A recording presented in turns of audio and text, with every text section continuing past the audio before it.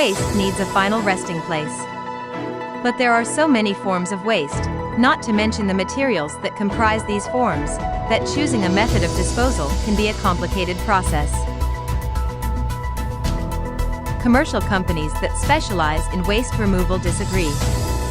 They want it buried, preferably for as cheaply as possible.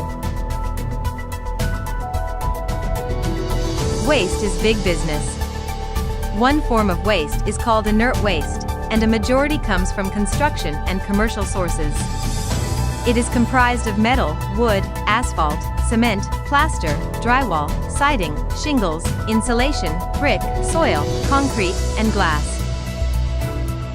So glass is a pretty cool material. It is inert, which means it doesn't react with whatever is inside of it, but that also means that it doesn't decompose in landfills.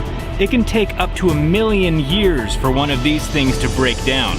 But the good news is they are also infinitely recyclable. Nearly 40% of the total material landfilled in California is comprised of these inert materials.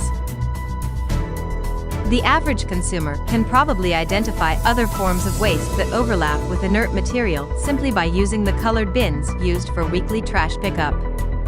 Metal, glass, cardboard, and plastic for recycling are also inert, unlike the organic and green waste which may go into a compost bin. It's a complex network that enables certain materials to be buried, others to be turned into compost, and still more to be processed and reused. Unfortunately, only about 35% of the total amount of generated waste actually gets recycled or composted. Much of that has to do with convenience, contamination, and cost, with an emphasis on cost. For large haulers responsible for pickup and disposal, sorting these materials is much more expensive than dumping them in the landfill. Only a certain class of franchised companies can earn contracts with the communities they serve to pick up household and commercial waste regularly, cornering the competitive market.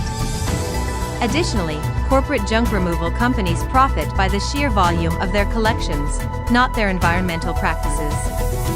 It's no wonder why these companies race to pad their bottom line. The more homes served and the more waste collected, the more they can charge for their services.